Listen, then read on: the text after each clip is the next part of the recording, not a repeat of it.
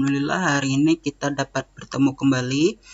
Hari ini kita akan mempelajari materi tentang cara mudah mempelajari sel hewan dan sel tumbuhan.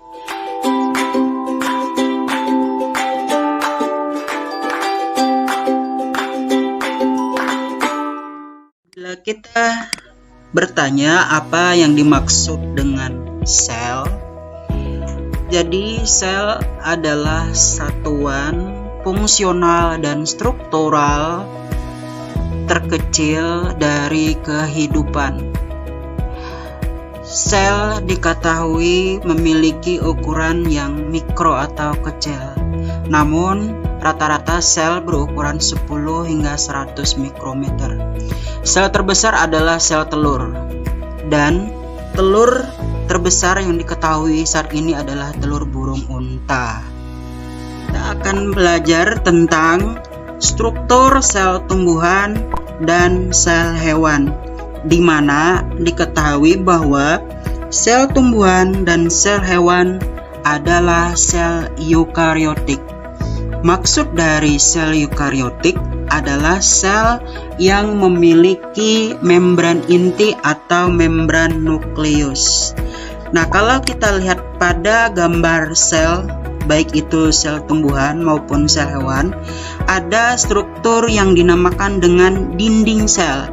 Dinding sel hanya dimiliki oleh sel tumbuhan, seperti yang ditunjukkan oleh gambar. Nah, selain dinding sel, ada struktur berikutnya, yaitu membran sel atau membran plasma. Berbeda dengan dinding sel, membran sel atau membran plasma ini sama-sama dimiliki oleh sel tumbuhan maupun sel hewan. Kemudian ada organel, maksud saya ada sitoplasma.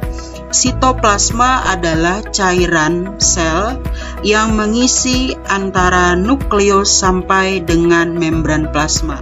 Kemudian ada organel yang disebut dengan ribosom. Ribosom itu adalah butiran-butiran halus yang tersebar di seluruh sitoplasma. Nah, ada struktur berikutnya yang disebut dengan retikulum endoplasma.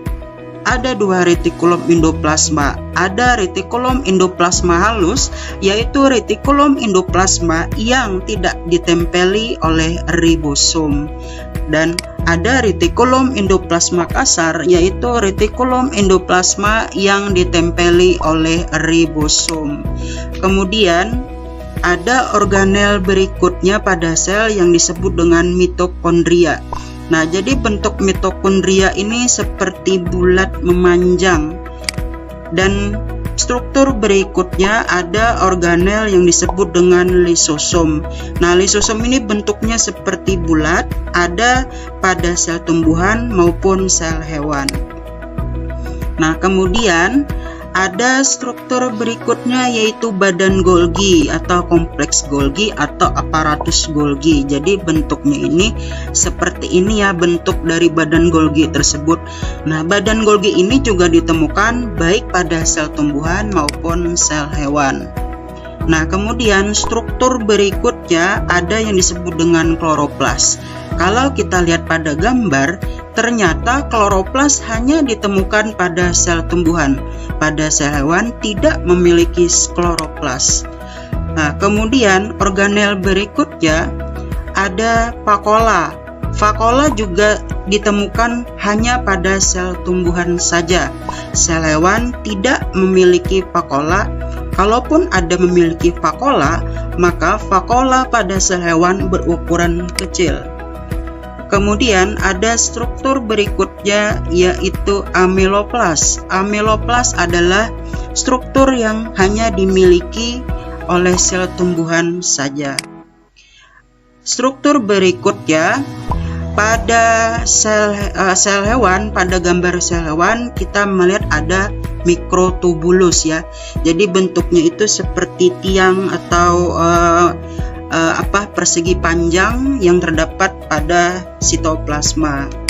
Nah, kemudian pada sel hewan kita juga menemukan ada organel struktur yang disebut dengan centriole. Lanjut selanjutnya kita akan membicarakan tentang fungsi-fungsi bagian-bagian sel. Fungsi pertama adalah fungsi nukleus. Nukleus tadi bentuknya adalah bulat oval. Nukleus berfungsi untuk mengatur semua kegiatan sel dan sebagai kontrol informasi genetik. Retikulum endoplasma halus. Nah, tadi bentuknya seperti jala, tidak ditempeli ribosom. Maka dari itu namanya adalah retikulum endoplasma halus. Fungsinya untuk sintesis lemak dan kolesterol. Retikulum endoplasma kasar.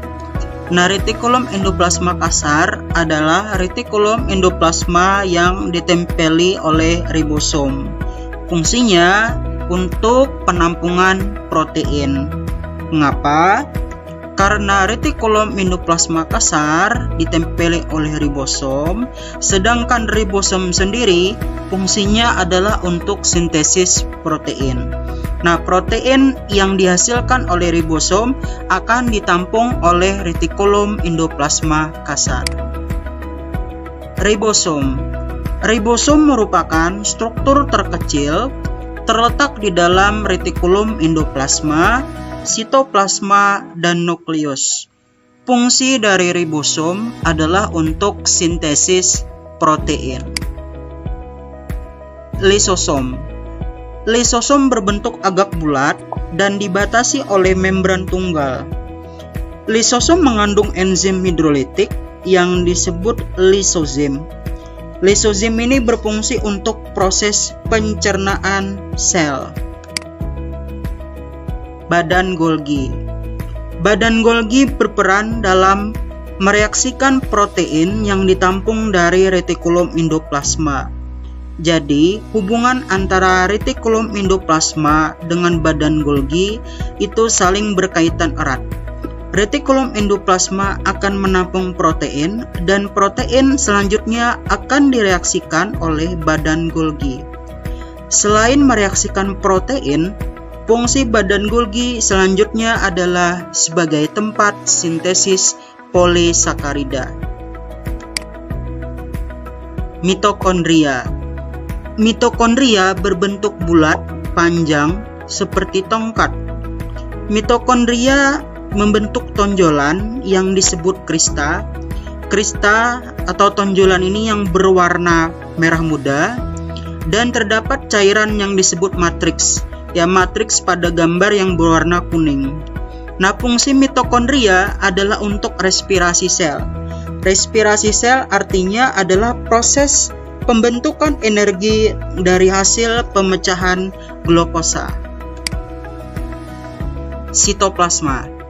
Sitoplasma adalah materi yang mengisi antara nukleus dan membran plasma. Komponennya berupa matriks atau cairan yang disebut sitosol dan serabut atau benang yang disebut sitoskeleton.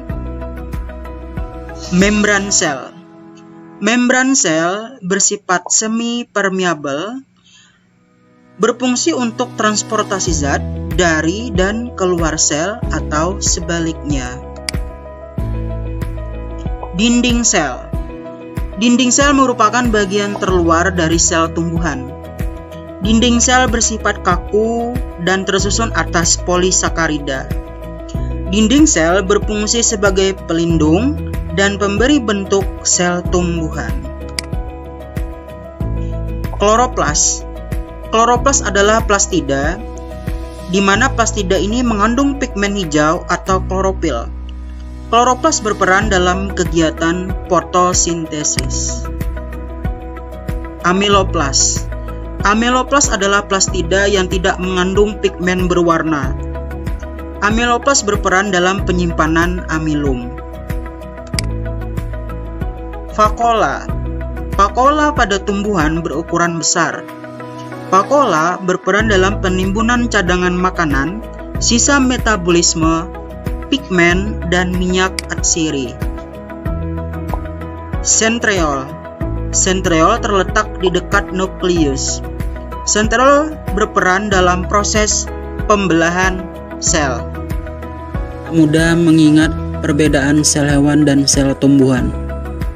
Sel tumbuhan punya vas dari plastik, vas vakuola dari dinding sel, plastik plastida.